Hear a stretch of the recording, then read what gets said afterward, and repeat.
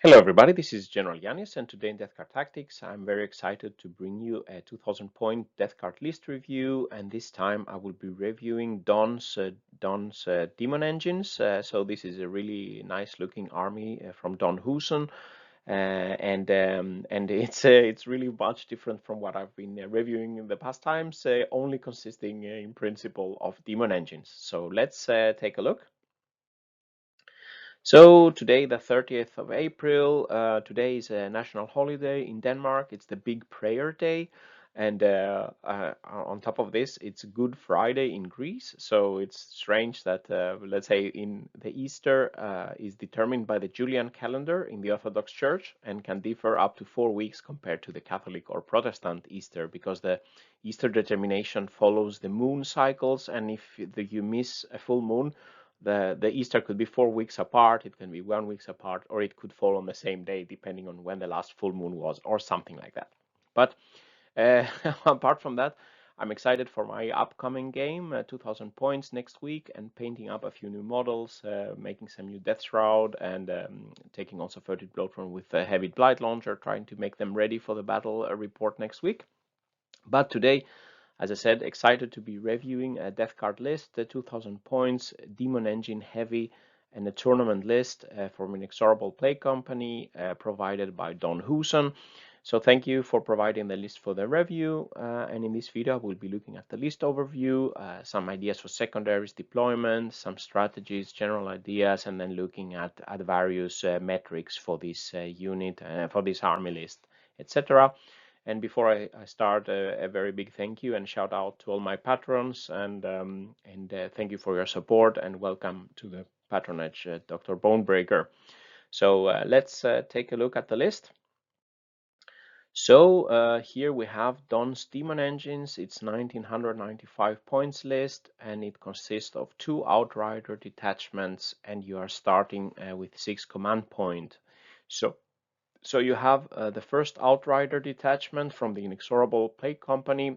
The HQ is a Malignant Plaguecaster. He has the Miasma of Pestilence, Gift of Plagues, and he's the Warlord. He has the Ferric Blight Warlord trait, the Contagion, giving plus AP to the units suffering this contagion. When our units shoot those units, they get a bonus to their AP.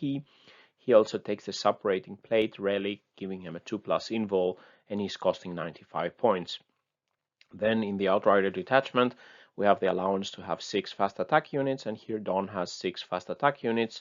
So 30 Bloatron with the Flesh Mower, and then 2 30 Bloatrons with heavy Blight Launchers, providing more fire support. And then we have in total 6 Mephitic Blight Holders, and they are in 3 units of 2 each. So we have 2 Mephitic Blight Holder for 280 points, etc. 3 times.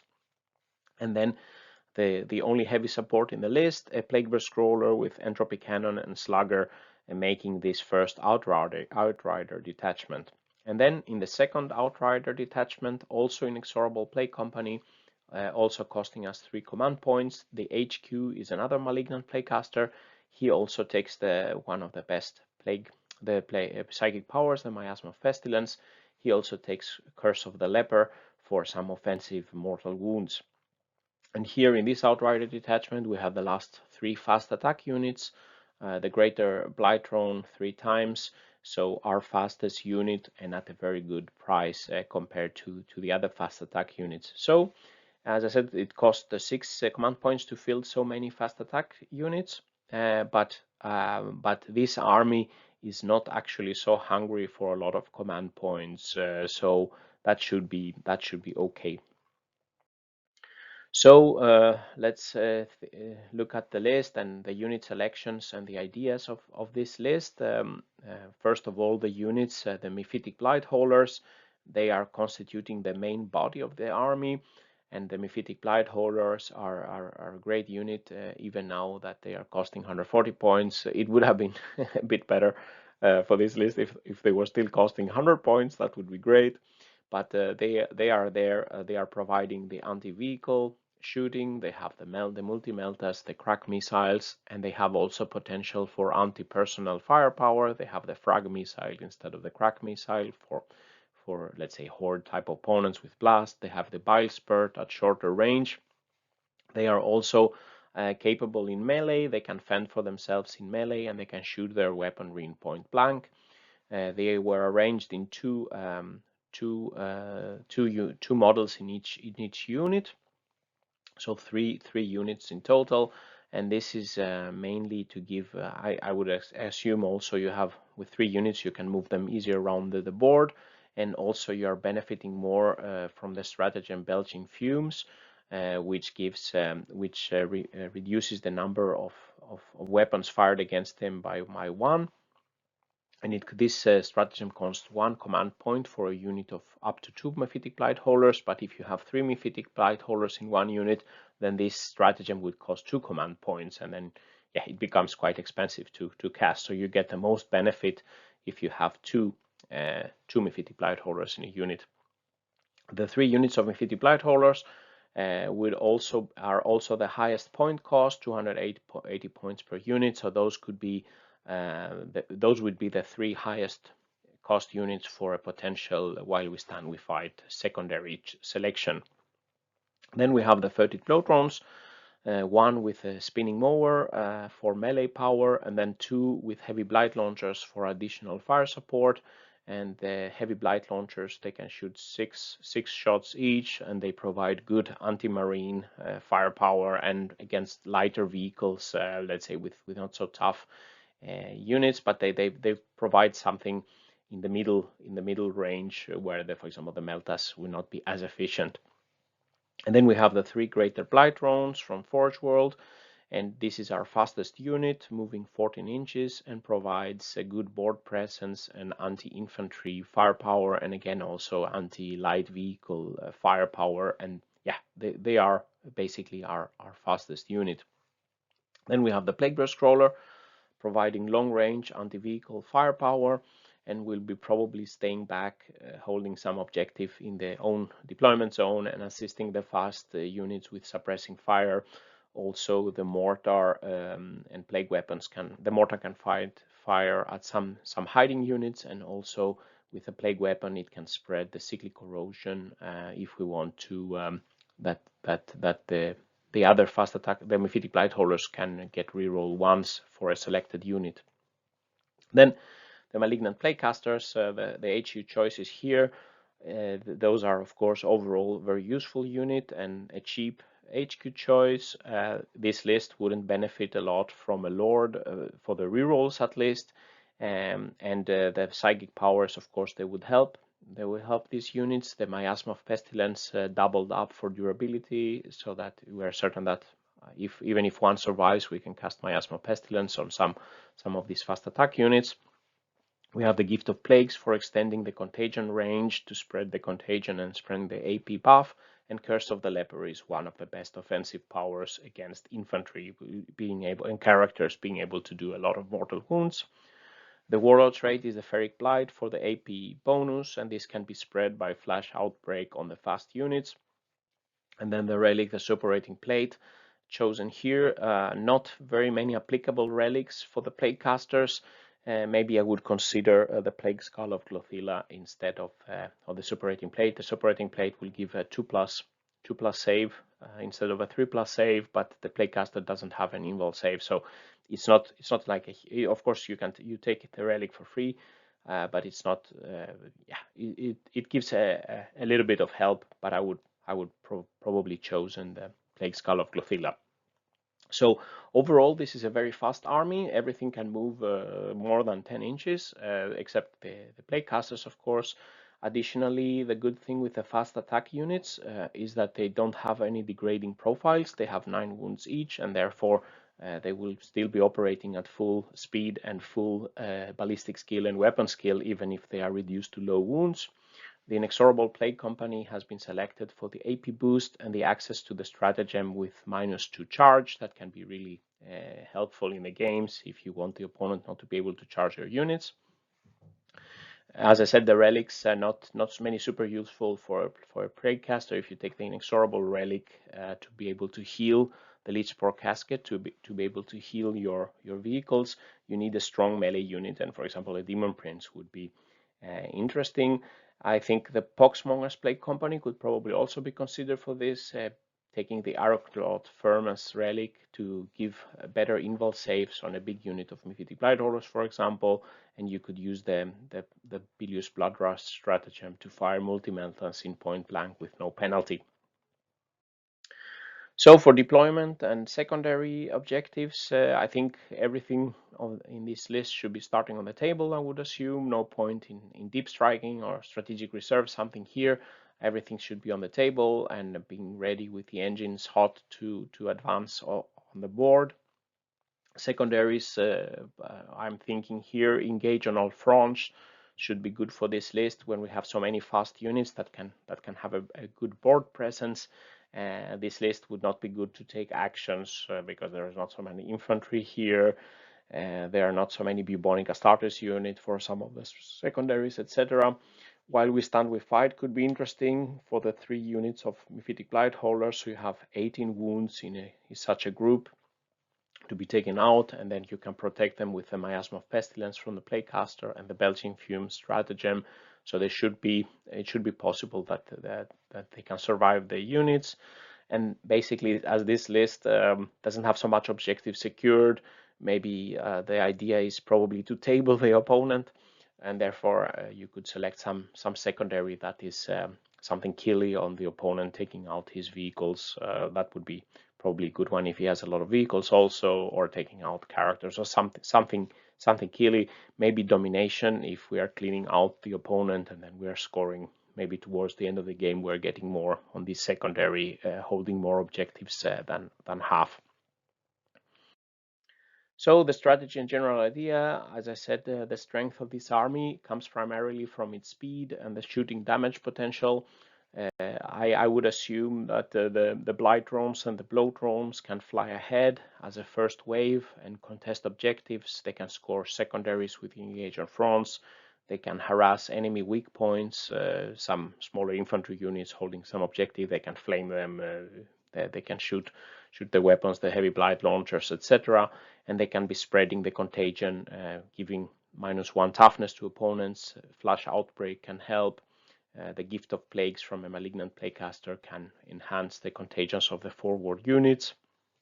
I would assume then that the Mythic Blightholders come as a second wave. They can also move 10 inches, but they cannot fly. They are not as maneuverable. They go forward, shooting the enemy suffering from contagions. And here I think probably those would be followed by advancing Plaguecasters.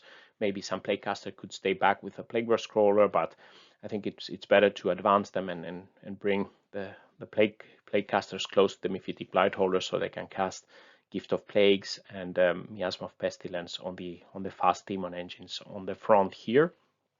So I think Miasma of Pestilence is a key in protecting with a good use of that can help us protect our Daemon engines, and the Belching Fume stratagem used when necessary when the opponent decides to fire on some Mythic Blightholder unit. The Plagueburst Crawler, I would assume, would stay back, providing long-range fire support. As the Mythic Blightholders, they don't have plague weapons, so the Plagueburst Crawler could also be using cyclic corrosion with a mortar or entropy cannons, and then corroding an enemy opponent, so that the Mythic Blightholders can reroll ones to wound with their meltas and their missiles. If you have the opponent of providing deep striking threats, they have some deep strikes and they try to tie us down at some point. Here we can use the Ferric Miasma, giving -2 to charge rolls, and then the enemy just deep strike would be needing 11 charge roll, and then if they fail, they are exposed to our vehicles being able to shoot them and cripple them before they can come closer and tie down our Daemon engines. So looking at some metrics for the list, let's look at the shooting weapons that these Daemon engines have. So here I've arranged them, the different weapons, the shooting weapons that they have in descending strength. So we have a lot of firepower with strength 8. We have the multi-meltas and the crack missiles from the Mythic Blightholders, the entropy cannons and the mortar from the Plagueburst Crawler. Here you can see how many shots are in the total army list. So here we have a lot of good anti-vehicle weaponry here, and here you can see per weapon how much damage will they be doing on average against the average 31 targets I'm usually simulating. So per weapon, so for example, one multi-melta has 2 shots. In the total army, we have 12 shots, but with the 2 shots of the multi-melta, we should be doing 1.8 wounds on average. Here it's in long range. If the enemy is suffering the -1 toughness, we can do more on average against the target, so 2 wounds on average. And giving the AP boost helps on a few targets, but not so much for the multi-melta, which already has a very high AP. But here we can see that, for example, the mortar would be benefiting more, and the crack missile in percentage-wise or relative-wise, if we also have the enemy suffering in AP. So we have a lot of shooting weapons with a high strength 8.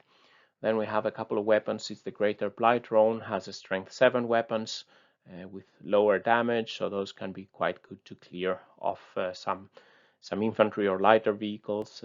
These weapons benefit quite a lot from having the AP boost.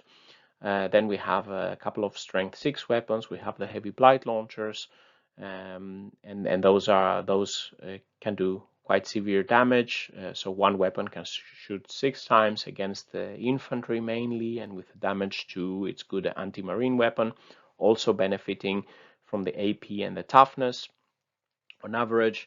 Then we have let's say the lower strength weapons is the heavy slugger from the Plague Scroller and the frag missile that can be helpful against hordes, because we will be able to have 6 DC6 shots with all these frag missiles possible, that also of course benefit substantially from the AP and -1 toughness, making double the damage if we don't have the enemy in contagion. So balanced weaponry across the strengths and damage possible for both anti-vehicle and both vehicle and infantry enemy units, and having the enemy units in contagions for the -1 toughness suffering and getting the +1 AP buff increases the damage output by 15 to 30% depending on the weapons. Not a big effect, of course, for the AP on the Melta and Entropy cannons, but good effects for the mortar, the missile, and the lower strength weaponry that we have that don't have so much AP. So looking at the damage output baseline and comparing that to some other lists I have been reviewing in the channel. So here you see the blue column is Don's Daemon engines, shooting long range, short range, and melee. So you see you have a high damage output and shooting a 24-inch. It's getting improved at 12-inch, where because we have a few short-range weapons on the fast attack engines. The Mephitic Blightholder Multi-Melta gets also more efficient at short range. In melee, they are not as strong as some of the other lists that I have been looking at, but they can defend themselves. They can shoot in engagement range as well. But their high firepower, the high damage output comes in the shooting.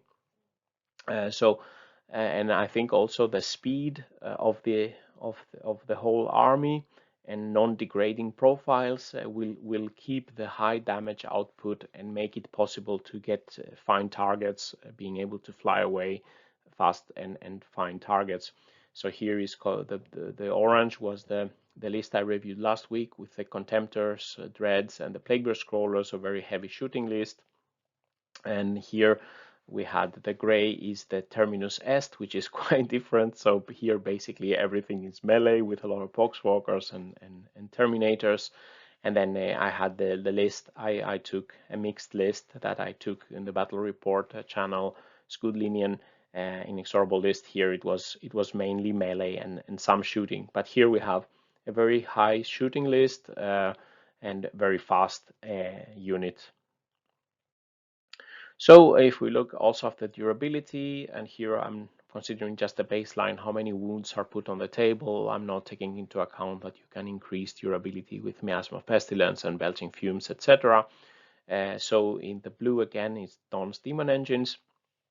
So basically all the wounds on the table have a demonic 5+ invul save, and they are either toughness 7 or toughness 8. So you have almost 108 wounds on the table, toughness 7 with 5+ invul save and disgusting resilience. So it's really durable and really tough for the opponent to take them out especially if they don't have a lot of anti-vehicle weaponry. So only the plague casters, basically you don't want the opponent to target those, but nearly everything is very tough to take out, and the opponent's anti-infantry weaponry will certainly not be effective shooting at toughness 7 and toughness 8 units. So really high durability of this Demon engine list. So, reaching to the summary and final thoughts. So I've been reviewing Don's Demon engine list, 2000 points to take to a tournament. So very fast units with loads of firepower and good potential for board presence. Very durable list, as I said, every unit being toughness 7 or 8 and 5+ demonic invul save can make it very difficult to face for a lot of opponent armies. The fast attack units are good in the sense that they don't have degrading profiles. So, and the list contains weaponry both suitable for anti-vehicle and anti-infantry targets. I think the list should play hard and fast. You don't have objective secured unit here. You can't just stay on objectives and wait for your opponent. So I think you have to go after board presence and start removing the opponents to win the games. Stratagems to consider are the flash outbreak to spread the contagion and improve the shooting damage, the belching fumes to protect the mephitic blight holders, dark cravings potentially to get the furtive bloodthorn with flesh mower into melee, cyclic corrosion from the plague burst crawler or other melee weapons, for example, to improve the shooting of the mephitic blight holders that don't have plague weapons at long range at least. And of course the ferric miasma to avoid enemies from making their charges when we don't want them to do so. And some ideas and humble suggestions for potential improvements of a list. So I think it would be interesting to see the list, but having a bit more points to upgrade, let's say one of the plague casters could be a demon prince with a sword and wings. He could take the Lichspore casket to heal units, maybe then cutting one of the blow drones out or something like this. And as I said, the Plague Skull of Clothilla relic instead of the separating plate as we have right now. And yeah, a big thanks to Don for providing this exciting list and the opportunity to make this review, and very good luck and crossing fingers that Nurgle will be blessing you in the tournament. So good luck, and we'll be happy to hear how it went. This concludes the video. What do you think about this list? Please leave some comments below. What do you think about the review? Something you would think differently about this list? Let me know in the comments. If you like this video, please press like and subscribe to the channel, where I will bring you more Death Card Tactics videos and more reviews of lists. If you want to further support my effort, please join my Patreon page, patreon.com/GeneralYanis, where you can get access to the roadmap, propose videos, lists for review, and get some access to some exclusive content. And with these words, General Yanis is signing out. Stay safe out there, and bye-bye.